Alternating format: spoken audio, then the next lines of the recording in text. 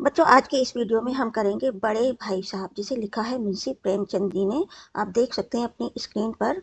तो इनका जो जीवन परिचय है, इनका जन्म हुआ था 1880 में और इनकी मृत्यु हो जाती है 1936 में। काफ़ी बड़े उपन्यासकार थे और इसके साथ ही इन्होंने कई कहानियाँ भी लिखी हैं, जिनमें से एक है बड़े भाई साहब। तो 31 जुलाई 1880 को बनारस के करीब लमही गांव में जन्मी धनपत राय ने उर्दू में नवाब राय और हिंदी में प्रेमचंद नाम से लेखन कार्य किया। यानी कि इनका असली नाम धनपत राय था और इन्होंने उर्दू में भी लेखन कार्य किया है, यानी कि रचनाएं लिखी हैं। किस नाम से? नवाब राय के नाम से, और हिंदी में प्रेमचंद के नाम से। तो ये जीवन परिचय हालांकि सीबीएसई बोर्ड में नहीं आता है, पूछा नहीं जाता है इससे प्रश्न, और यदि आपको ज़रूरी लगे तो आप एक बार इसे पढ़ लें। हम शुरुआत यहाँ से करेंगे पाठ प्रवेश से।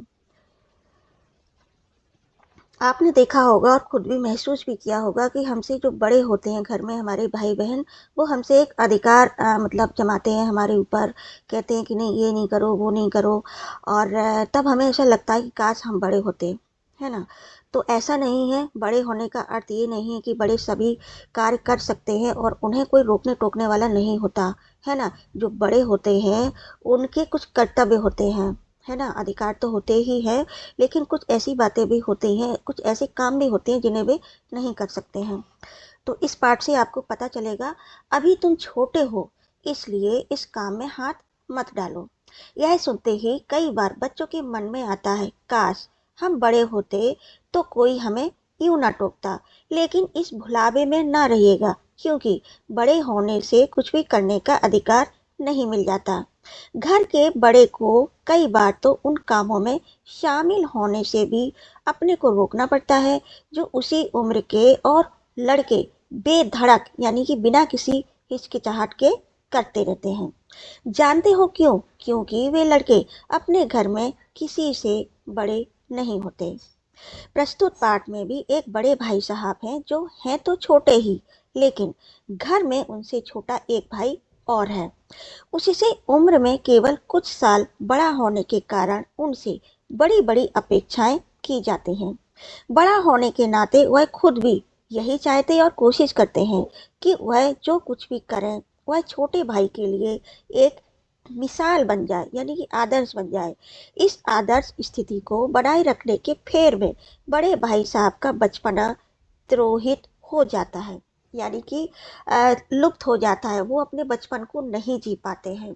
पाठ यहाँ से शुरू होता है और ये जो पिक्चर में आप देख रहे हैं, ये बड़े भाई साहब हैं और उनसे छोटे एक भाई और हैं जो कि स्वयं लेखक हैं, है ना। जो मुख्य पात्र है वो तो बड़े भाई साहब ही माने जाएंगे, दोनों ही माने जाएंगे, क्योंकि दोनों का बराबर का हिस्सा है इस लेसन को लिखने में। तो छोटे भाई हैं वो स्वयं लेखक हैं, यानी मुंशी प्रेमचंद, और ये उनके बड़े भाई साहब। देख सकते हैं आप कि वो हमेशा इस तरह से पढ़ते रहते हैं। दोनों में 5 वर्ष का फर्क है, यानी कि बड़े भाई साहब 14 वर्ष के हैं और छोटे भाई साहब 9 वर्ष के हैं, है ना। और यहाँ हम लिख देते हैं बिग यानी कि बड़े भाई साहब, स्मॉल यानी कि छोटे भाई साहब, है ना। लेकिन यदि हम उनकी कक्षा की बात करें तो बड़े भाई साहब पढ़ते हैं कक्षा 9 में और छोटे भाई साहब पढ़ते हैं कक्षा 5 में। उम्र का 5 साल का फर्क है, लेकिन कक्षा का मात्र 3 साल का फर्क है। तो यहाँ से शुरू होता है पाठ। मेरे भाई साहब मुझसे 5 साल बड़े, लेकिन केवल 3 दर्जे आगे, यानी कि 3 कक्षा आगे हैं। उन्होंने भी उसी उम्र में पढ़ना शुरू किया था जब मैंने शुरू किया, लेकिन तालीम जैसे महत्व के मामले में वह जल्दबाजी से काम लेना पसंद न करते थे। इस भवन की बुनियाद, यानी कि शिक्षा रूपी जो भवन है उसकी बुनियाद यानी नींव खूब मजबूत डालना चाहते थे, जिस पर आलीशान महल बन सके। 1 साल का काम 2 साल में करते थे, कभी कभी 3 साल भी लग जाते थे। बुनियाद ही पुख्ता ना हो, पुख्ता यानी मजबूत ना हो, तो मकान कैसे पायदार बने। पायदार यानी कि जो 1 मंजिल 2 मंजिल 3 मंजिल जो होती हैं उस तरह से। मैं छोटा था, वह बड़े थे। मेरी उम्र 9 साल की थी, वह 14 साल के थे। उन्हें मेरी तंबीह और निगरानी का पूरा और जन्म सिद्ध अधिकार था। और मेरी शालीनता इसी में थी कि उनके हुक्म को कानून समझ। वह स्वभाव से बड़े अध्ययनशील थे, यानी कि अध्ययन करते रहते थे, हरदम किताब खोले बैठे रहते और शायद दिमाग को आराम देने के लिए कभी कॉपी पर, किताब के हाशियों पर चिड़ियों, कुत्तों, बिल्लियों की तस्वीरें बनाया करते थे। कभी कभी एक ही नाम या शब्द या वाक्य 10-20 बार लिख डालते। कभी एक शेर को, यानी जो शेरो शायरी होती है उसको बार बार सुंदर अक्षरों में नकल करते। कभी ऐसी शब्द रचना करते जिसमें ना कोई अर्थ होता ना कोई सामंजस्य। मसलन एक बार उनकी कॉपी पर मैंने यह इबारत देखी, स्पेशल अमीना, भाइयों भाइयों, दरअसल भाई भाई। तो जब हम शब्द रचना करते हैं या फिर जब हम वाक्य रचना करते हैं तो वाक्य कैसे बनते हैं ये भी आपके कोर्स में एक टॉपिक है, रचना के आधार पर वाक्य। तो वाक्य कैसे बनता है, क्या क्या होता है जब उसे वाक्य कहा जाता है, इस बात से आप अच्छी तरह से वाकिफ हैं। तो यहाँ पर भाई साहब जो वाक्य बनाते थे उसमें कोई सामंजस्य नहीं होता था, कोई मेल नहीं होता था। जैसे पहले कर्ता होता है ना, यानी कि संज्ञा या सर्वनाम होता है, फिर कर्म होता है, फिर क्रिया होती है। लेकिन यहाँ जो वो वाक्य लिखते थे उसमें कोई सामंजस्य नहीं होता था, यानी उसका कोई अर्थ निकल कर नहीं आता था। वो हमेशा पढ़ते रहते थे और जब वो पढ़ते पढ़ते बोर हो जाते थे तो वो क्या करते थे, जो उनकी कॉपी का जो हाशिया होता था, जो मार्जिन होता है ना एक साइड से, उस पर वो पशु पक्षियों के चित्र बनाते थे। एक ही शब्द को बार बार लिखते थे जिस तरह से हम याद करने के लिए लिखते हैं, या फिर कोई शब्द रचना लिखते थे। राधे श्याम श्रीयुत राधे श्याम 1 घंटे तक इसके बाद एक आदमी का चेहरा बना हुआ था। मैंने बहुत चेष्टा की, यानी कि कोशिश की कि इस पहेली का कोई अर्थ निकालूं, लेकिन असफल रहा और उनसे पूछने का साहस न हुआ। वह 9वीं जमात में थे, मैं 5वीं में। उनकी रचनाओं को समझना मेरे लिए छोटा मुंह बड़ी बात थी। यानी कि जो छोटी कक्षा में है तो वो कैसे समझ सकता है जबकि उसने ये सब पढ़ा ही नहीं है।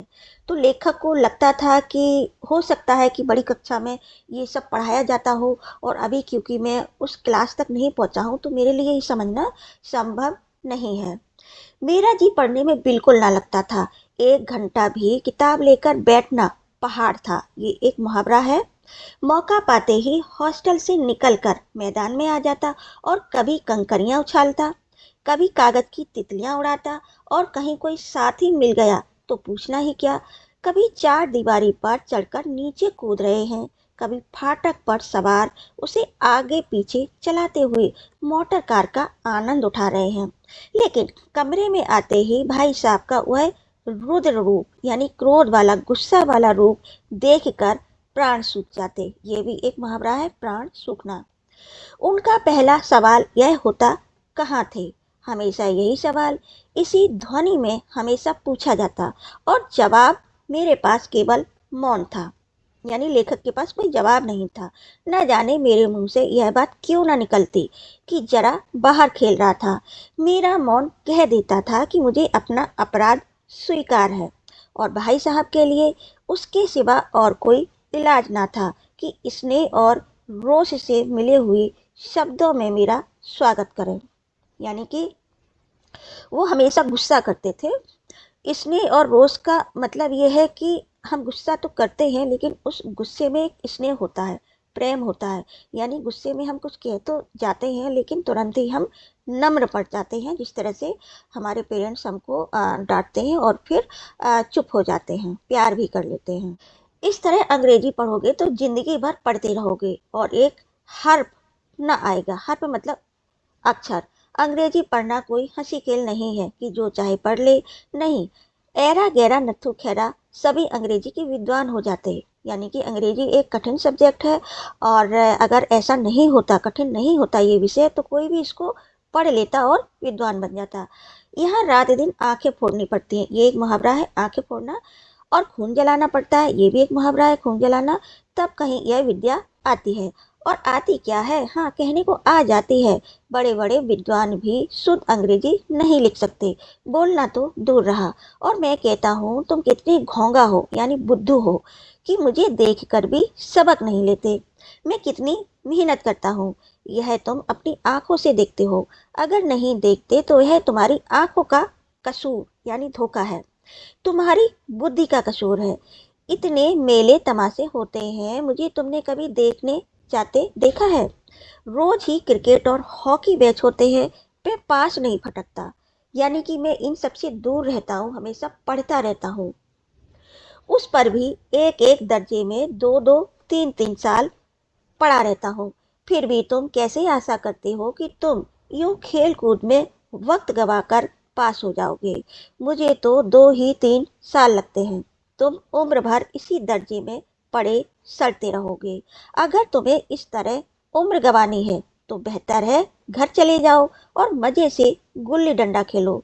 दादा की गाड़ी कमाई के रुपए क्यों बर्बाद करते हो? तो दादा यहाँ पिताजी के लिए बोला गया है। तो ये इतने सारे उपदेश देते हैं बड़े भाई लेखक को, यानी अपने छोटे भाई को।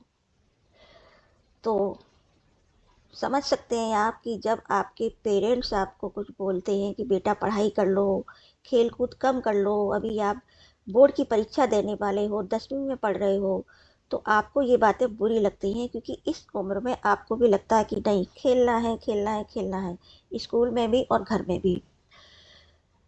अब लेखक कहते हैं, मैं यह लताड़ सुनकर आंसू बहाने लगता। जवाब ही क्या था? अपराध तो मैंने किया, लताड़ कौन सहे। भाई साहब उपदेश की कला में निपुण थे। ऐसी ऐसी लगती बातें कहते, ऐसे ऐसे सूक्ति बाण चलाते। सूक्ति बाण चलाना भी मुहावरा है कि मेरे जिगर के टुकड़े टुकड़े हो जाते। जिगर के टुकड़े टुकड़े होना भी मुहावरा है, और हिम्मत टूट जाती, हिम्मत टूटना भी मुहावरा है। इस तरह जान तोड़कर मेहनत करने की शक्ति मैं अपने अंदर ना पाता, और उस निराशा में जरा देर के लिए मैं सोचने लगता, क्यों ना घर चला जाऊं। जो काम मेरे बूते के बाहर है, यानी कि मेरे बस में नहीं है, उसमें हाथ डालकर क्यों अपनी जिंदगी खराब करूं। कि अपना मूर्ख रहना मंजूर था, लेकिन उतनी मेहनत से मुझे तो चक्कर आ जाता था। लेकिन घंटे 2 घंटे के बाद निराशा के बादल फट जाते, और मैं इरादा करता कि आगे से खूब जी लगाकर पढ़ूंगा। चटपट यानी कि तुरंत एक टाइम टेबल बना डालता, बिना पहले से नक्शा बनाए कोई स्कीम तैयार किए काम शुरू करूं। टाइम टेबल में खेलकूद की मद बिल्कुल उड़ जाती। प्रातःकाल 6 बजे उठना, मुंह हाथ धोकर नाश्ता कर पढ़ने बैठ जाना। 6 से 8 तक अंग्रेजी, 8 से 9 तक हिसाब, 9 से 9:30 तक इतिहास, फिर भोजन और फिर स्कूल। ये सुबह का टाइम है। 3:30 बजे स्कूल से वापिस होकर आधा घंटा आराम। 4 से 5 तक भूगोल, 5 से 6 तक ग्रामर, आधा घंटा हॉस्टल के सामने ही टहलना। 6:30 से 7 तक अंग्रेजी कंपोजिशन, फिर भोजन करके 8 से 9 तक अनुवाद, 9 से 10 तक हिंदी, 10 से 11 तक विविध विषय, और उसके बाद विश्राम। यानी कि उनके इस टाइम टेबल में खेल का कोई भी स्थान नहीं था। ऐसा टाइम टेबल उन्होंने बनाया। अब देख सकते हैं यहाँ पर कि कितने सारे विषय हैं, है ना? कि एक छोटा बच्चा जो 5वीं क्लास का बच्चा है वो कैसे पढ़ेगा, सोचने की बात है। मगर आगे वो कहते हैं, टाइम टेबल बना लेना एक बात है, उस पर अमल करना दूसरी बात। पहले ही दिन उसकी अवहेलना शुरू हो जाती। मैदान की वह सुखद हरियाली, यहाँ से एक प्रश्न बनता है। हवा के हल्के हल्के झोंके, फुटबॉल की वह उछल कूद, कबड्डी के दाव घात, वॉलीबॉल की वह तेजी और फुर्ती मुझे अज्ञात और अनिवार्य रूप से खींच ले जाती, और वहां जाते ही मैं सब कुछ भूल जाता। वह जानलेवा टाइम टेबल, वह आंख फोड़ पुस्तकें, किसी की याद न रहती, और भाई साहब को नसीहत और फजीहत का अवसर मिल जाता। उनके साय से भागता, उनकी आंखों से दूर रहने की चेष्टा करता। कमरे में इस तरह दबे पांव आता कि उन्हें खबर न हो। उनकी नजर मेरी ओर उठी और मेरे प्राण निकले। हमेशा सिर पर एक नंगी तलवार सी लटकी मालूम होती। फिर जैसे मौत और विपत्ति के बीच भी आदमी मोह और माया के बंधन में जकड़ा रहता है। मैं फटकार और घुड़कियां खाकर भी खेल कूद का तिरस्कार न कर सकता था। घुड़कियां खाना यहाँ पर ये मुहावरा है। तो आपने यहाँ तक देखा कि किस तरह से वो जाते हैं खेलने, और उनको ये भी लगता है कि आने के बाद जब खेल कर आएंगे मस्ती करके तो मेरा क्या हाल होने वाला है। तो इस तरह से पूरा 1 साल निकल जाता है, वार्षिक परीक्षा का समय आ जाता है, सालाना इम्तिहान हुआ, भाई साहब फेल हो गए, मैं पास हो गया और दर्जे में प्रथम आया। मेरे और उनके बीच में केवल 2 साल का अंतर रह गया। जी में आया भाई साहब को आड़े हाथों लूं।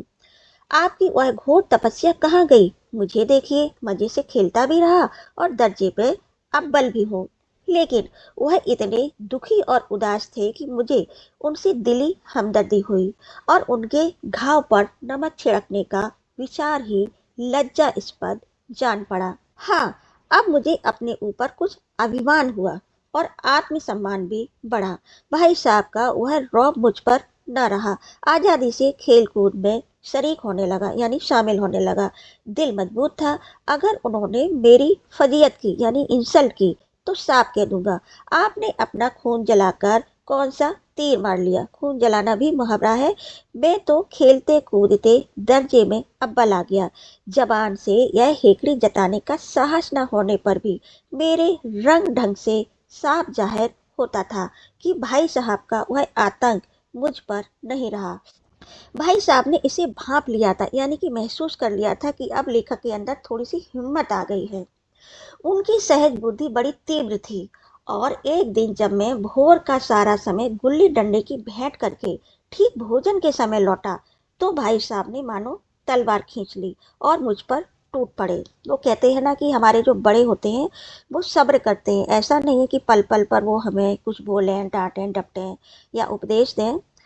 तो बड़ों के अंदर ये एक खासियत होती है, इसीलिए तो वो बड़े कहलाते हैं, है ना। तो वो ये सब देखते रहे, समझते भी रहे। लेकिन जब अति हो गई कि लेखक सुबह से निकले और 4-5 घंटे खेल कर आते हैं ठीक भोजन के समय पर, तो उनका सब्र का बांध टूट गया और वो एकदम से फिर से गुस्से में उन पर टूट पड़े, यानी कि उपदेश देने लगे। देखता हूँ इस साल पास हो गए और दर्जे में अव्वल आ गए तो तुम्हें दिमाग हो गया है, मगर भाईजान घमंड तो बड़े बड़े का नहीं रहा। तुम्हारी क्या हस्ती है, यानी कि क्या हैसियत है? इतिहास में रावण का हाल तो पढ़ा ही होगा। उसके चरित्र से तुमने कौन सा उपदेश लिया या यूं ही पढ़ गए? महज इम्तिहान पास कर लेना कोई चीज नहीं है। असल चीज है बुद्धि का विकास। जो कुछ पढ़ो उसका अभिप्राय समझो। रावण भूमंडल का स्वामी था, ऐसे राजाओं को चक्रवर्ती कहते हैं। आजकल अंग्रेजों के राज का विस्तार बहुत बड़ा हुआ है, पर इन्हें चक्रवर्ती नहीं कह सकते। संसार में अनेक राष्ट्र अंग्रेजों का आधिपत्य स्वीकार नहीं करते, बिल्कुल स्वाधीन है। रावण चक्रवर्ती राजा था। संसार के सभी महीप यानी कि राजा उसे स्वीकार करते थे। बड़े बड़े देवता उसकी गुलामी करते थे। आग और पानी के देवता भी उसके दास थे। मगर उसका अंत क्या हुआ? घमंड ने उसका नाम निशान तक मिटा दिया। कोई उसे एक चुल्लू पानी देने वाला भी ना रहा। आदमी और जो चाहे कुकर्म करे पर अभिमान न करे, इतराई नहीं, अभिमान किया और दीन दुनिया दोनों से गए। तो यहाँ तक ही आज के इस वीडियो में हम करेंगे। अगले वीडियो में हम इसके आगे का जो भी बचा है वो करेंगे।